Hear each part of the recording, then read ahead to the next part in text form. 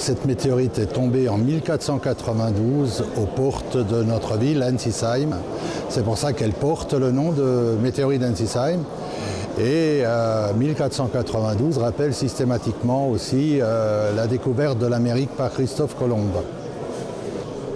Donc pour vrai dire, c'est une chondrite, c'est une météorite toute simple, mais au moment où elle est tombée, 1492, il faut se dire que le monde était de ce temps-là beaucoup plus pratiquant, plus croyant, et comme elle venait du ciel, pour les gens, c'était un signe divin. Donc elle est tombée au port d'Ensisheim. C'est un petit berger qui a assisté à l'événement et qui a eu la bonne idée d'aller prévenir les élus de l'époque. Et donc en grande pompe, ils sont partis chercher cette météorite, ce signe divin. Nous étions de ce temps sous domination autrichienne. Et c'est donc l'empereur Maximilien Ier d'Autriche qui est venu, qui s'est déplacé à Ensisheim pour venir voir la pierre et qui a demandé aux Ensisheimois de la suspendre dans le cœur de l'église parce que c'était l'endroit idéal pour être sûr qu'elle soit bien gardée.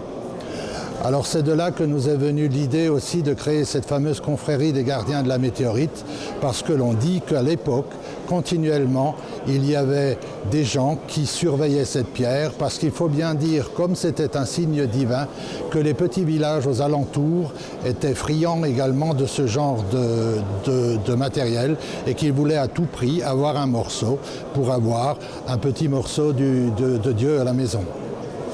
À Ensisheim, en dialecte, nous sommes les Talerschlager, ce qui veut dire, en traduction, les lécheurs d'assiettes. Alors, c'est la raison pour laquelle nous avons une assiette. Et le grand conseil de notre confrérie porte donc un morceau de chondrite, qui est la même pierre que notre météorite d'Ensisheim. Notre confrérie n'est pas très ancienne, hein, elle a 24 ans, donc c'est pas très vieux.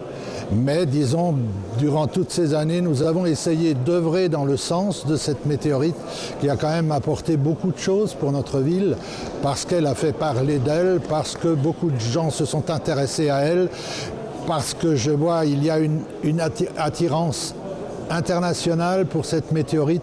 Il est vrai que c'est la plus ancienne des météorites tombées en Europe et on nous demande de plus en plus que la pierre quitte un peu le musée d'Ensisheim. Alors, disons, elle ne sort uniquement qu'avec ses gardiens.